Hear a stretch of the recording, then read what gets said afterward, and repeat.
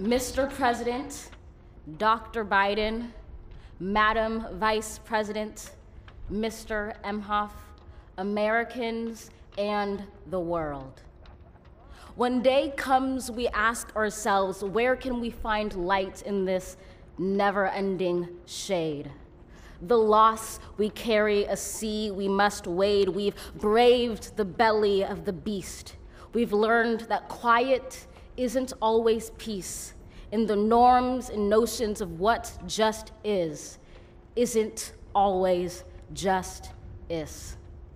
And yet the dawn is ours before we knew it. Somehow we do it. Somehow we've weathered and witnessed a nation that isn't broken, but simply unfinished. We, the successors of a country and a time where a skinny black girl descended from slaves and raised by a single mother can dream of becoming president, only to find herself reciting for one. And yes, we are far from polished, far from pristine, but that doesn't mean we are striving to form a union that is perfect.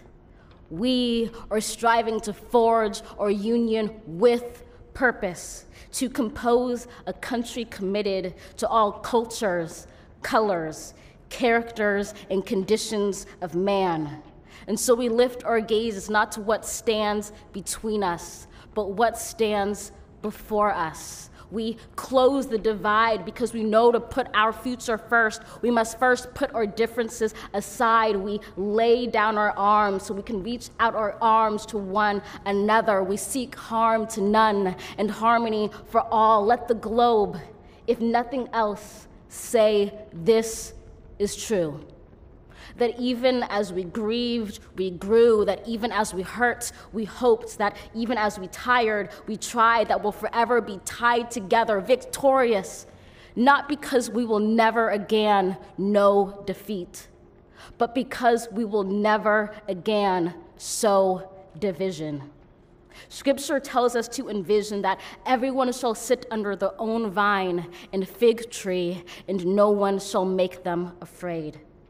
If we're to live up to our own time, then victory won't lie in the blade, but in all the bridges we've made. That is the promised glade, the hill we climb, if only we dare it, because being American is more than a pride we inherit. It's the past we step into and how we repair it. We've seen a force that would shatter our nation rather than share it, would destroy our country if it meant delaying democracy. And this effort very nearly succeeded. But while democracy can be periodically delayed, it can never be permanently defeated. In this truth, in this faith we trust, for while we have our eyes on the future, history has its eyes on us. This is the era of just redemption. We feared it at its inception. We did not feel prepared to be the heirs of such a terrifying hour, but within it we found the power to author a new chapter, to offer hope and laughter to ourselves. So, while once we asked, how could we possibly prevail over catastrophe? Now we assert, how could catastrophe possibly prevail over us? We will not march back to what was, but move to what shall be, a country that is bruised but whole, benevolent but bold, fierce and free. We will not be turned around or interrupted by intimidation, because we know our inaction and inertia will be the inheritance of the next generation. Our blunders become their burdens. But one thing is certain: if we merge mercy with might and might with right, then love becomes our legacy and change our children's birthright.